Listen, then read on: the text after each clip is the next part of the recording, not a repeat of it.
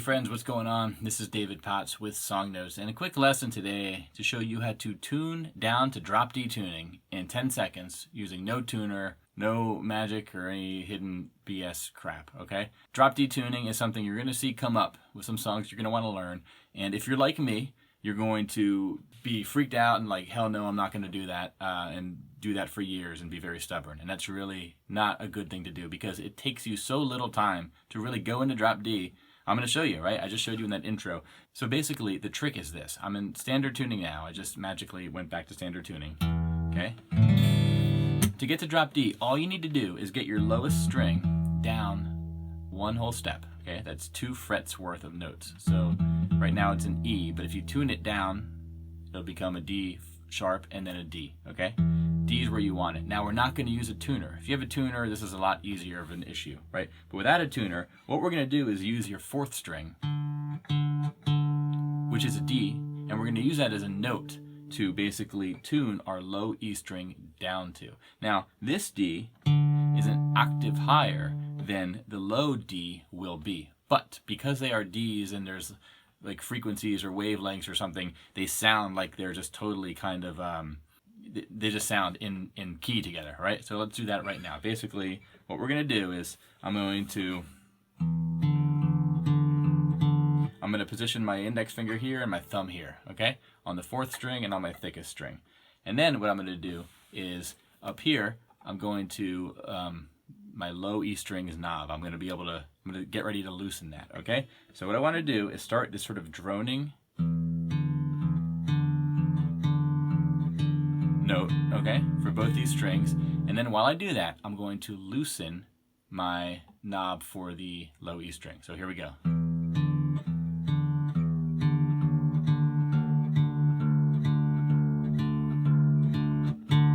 Okay? Now those sound pretty good to me. I don't have the best ear, admittedly, but now you'll know if they don't sound good because it might sound too flat. Okay, it sounds like this one is lagging behind. It's too slow, too low. That's good. That's on key mostly. Too sharp, it sounds like this.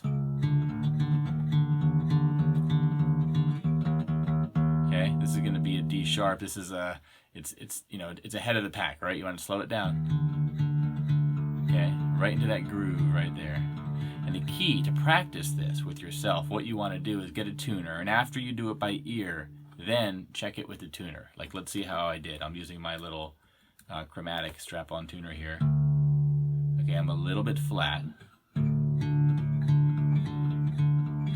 Okay. And now I'm basically perfect. So I did pretty good, but basically, again, now I'm in drop D tuning. Now, if I want to go back up to standard tuning, I can use a similar trick, where instead of getting my tuner out, what I can do is just use this high E string as my guide, okay? So similar deal. Check this out. I'm going to put my fingers here, my index finger on the high E string, my thumb on the low E string, okay? And I'm going to get ready to sort of alternatingly play them, to reference them against each other.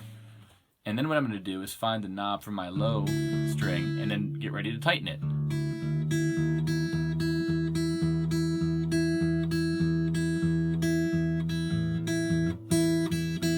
Sounds pretty good, and let's just play an E chord to test it.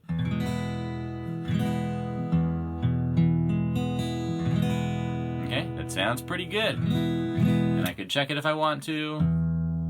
Perfect, I did good that time. Okay, so we're back in standard tuning. So again, I'm gonna go back down to drop D just to hammer this home.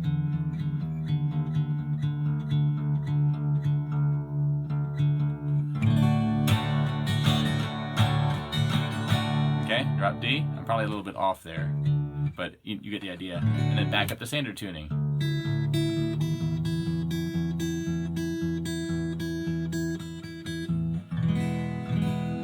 Okay, and you could repeat that all day long. So again, this is something that I put off for years myself, playing it in drop D at all, let alone learning this trick. But in reality, like, don't be scared of your guitar, man. You got to be able to tune it and not be afraid to tinker with things, because you can do some really cool stuff with these different tunings, and it becomes a good exercise in its own right, just going from standard tuning to drop D.